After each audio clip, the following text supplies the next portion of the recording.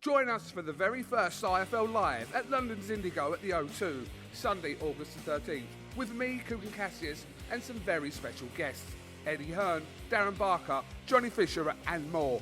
Tickets now on sale. So in the words of Eddie Hearn, you get up, you dress up, and you fucking show up. Oscar Bevis, IFL TV, proudly sponsored by Everlast. Delighted to be joined by two brothers for the first time as a pair on IFL TV. Amar, good to see you again, my friend. And Qasim, welcome to IFL TV. I'll pass over to you first. Amar, how you been, my friend? I'm good, my bro, man. Just chilling, just training, doing my thing, man. You know how it is.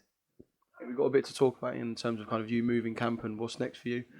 Qasim, like I said, welcome to IFL TV. How are you today? Yeah, I'm not too bad, mate. How you been? Good, mate. I'm good. Obviously, had a good day here. My first time. You said the gym was hot. It is hot. But all the boys are grafting away. Qasim, I'll start with you. You're looking towards your professional debut now. But tell us kind of a little bit about how boxing started for you. Obviously, in a boxing family, but how did boxing start for yourself? So, you know, I started when I was about 13 or 14, but I was never like going to the gym on a consistent basis. But once I hit like, I say 16, 17, my brothers were going on a regular basis. Amar, Zoe, my oldest brother, Shiraz. So then, you know, I tagged along, and then from then I just started going on a consistent basis and going on a regular. And then I noticed I had some skills, and yeah, ended up, I'm here now. Surely you two must have beat the shit out of each other when you were younger. Nah. Do you know? I'm not a boxer, neither is my brother, and we used to beat the shit out of each other, so there's no way you two did it.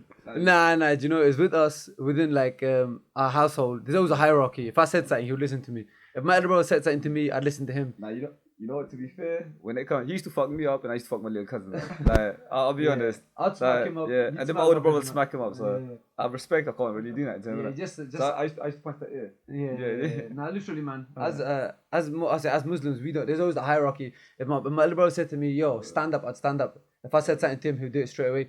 And same with my dad. If my dad said, "Yo," it don't matter how old you get. If my dad said, "Be home at 7 p.m." I'm home at 7 p.m. Do you know what I mean? Never argued as boys, that is, and as even now.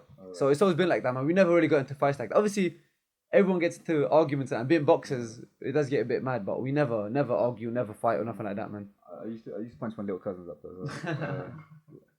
So that's the For you, obviously, seeing your younger brother boxer, how does that kind of make you feel? Because you're more experienced in terms of the pro side. You know what boxing is like. You've done the small shows. You know boxing can be kind of a pain in the arse to deal with as well. But at the end of the day, you're fighters and you want to fight. How do you kind of feel seeing that? And do you give him advice, but not too much? How do you kind of, I don't use the word look over him, but how do you kind of play that as in the older brother role? Do you know, I've advised him. I told him how it is. I told him like early doors boxing, it's all about ticket sales. It's all about getting your name out there. You could be the most skillful boxer in the world. If you can't sell 10 tickets, well, no, if you can't sell 50 tickets, you're not fighting. So he knows how it is. He's been around me. I've had 7 fights now. He's been moved through all my camps.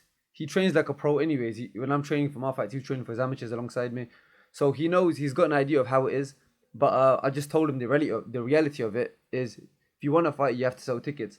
You have to be well liked in the area. You can't just be a sick boxer and can't sell tickets. It don't work like that. But yeah, man, I think he's better than me. He's a better boxer than me. And as a pro, I think he'll smash it, man. Everyone's going to see sooner or later, man. What was the turning point for you that made you go, I want to go to the pros now? You know what? When I was an amateur, I was fighting the best kids in the country, and I was doing well against them. And a lot of them, I was beating a lot of them. So a lot of the kids I fought in the amateurs and I beat in the amateurs, they turned over and they turned out to be some good pros. And even when I saw my brother turn over, it's one of those things. It inspired me too, and so I saw him doing this thing in the pros, and I thought, you know what, I want to give it a go as well.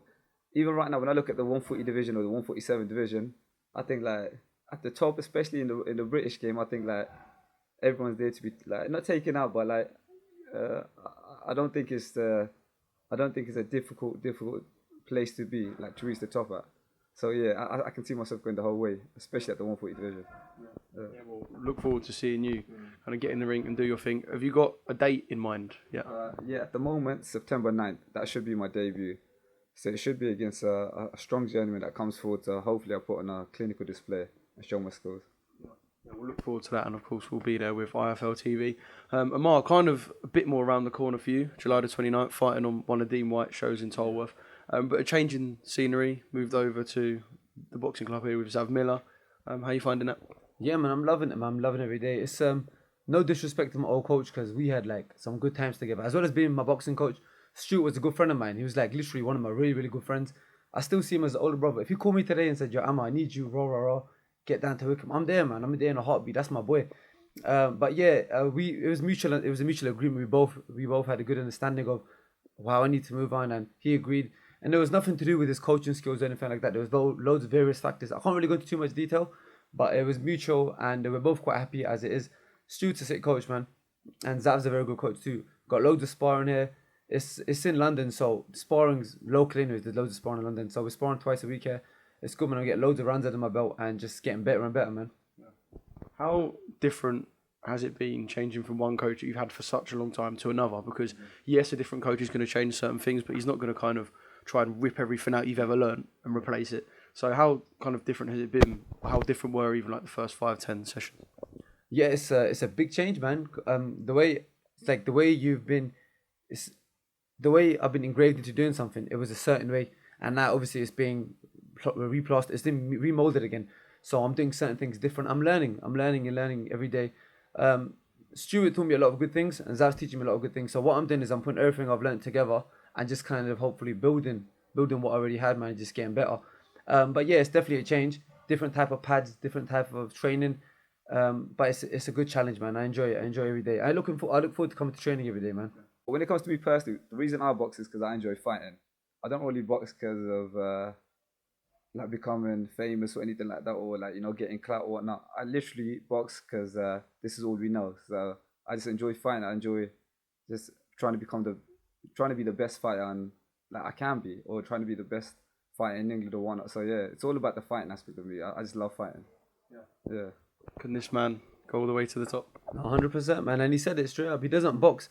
Like this guy said to me, I goes to him, look, you have to sell a certain amount of tickets. He goes to me, yo, I'll sell enough tickets to fight, pay the journeyman, and just fight. I won't make no money. I'm like, yeah. And he's like, he just wants to fight. If he wasn't fighting, he'd be doing like literally nothing else. He wouldn't even work. He wouldn't have a job. He wants to fight every day. He's training, fighting. Even, I think he's boxed about just under a year ago in the amateurs. And since then, he trained almost every day. He's trained with me for my fights, for my camps. Obviously, we don't spar because we're brothers, but we do a lot of work together, and I can see loads of potential in him, man. So, yeah, definitely, man. He's got loads of potential, and hopefully the world's gonna see it, man. What sort of fighter would you kind of describe yourself as stylistically, or if someone's to come and watch your debut, what are they gonna see? So you know what? I'm a long worry fighter that can fight in the front foot. So I like fighting in the pocket, and I like engaging with my opponent.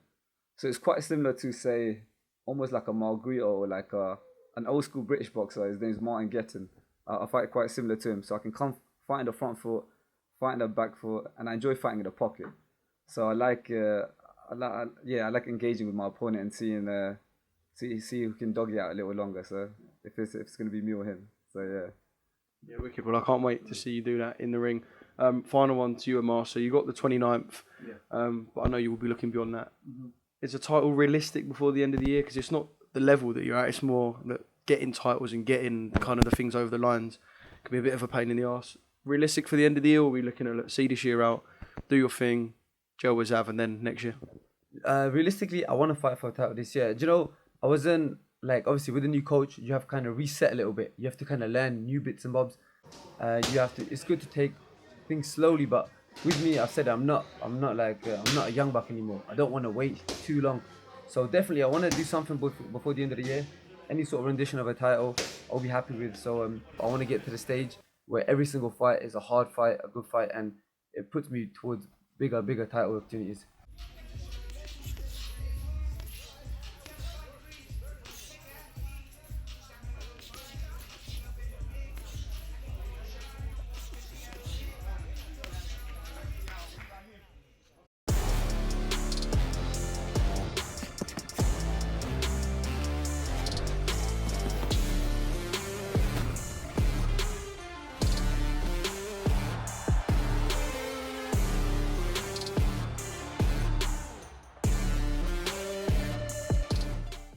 Join us for the very first IFL Live at London's Indigo at the O2, Sunday, August the 13th, with me, Kugan Cassius, and some very special guests, Eddie Hearn, Darren Barker, Johnny Fisher, and more.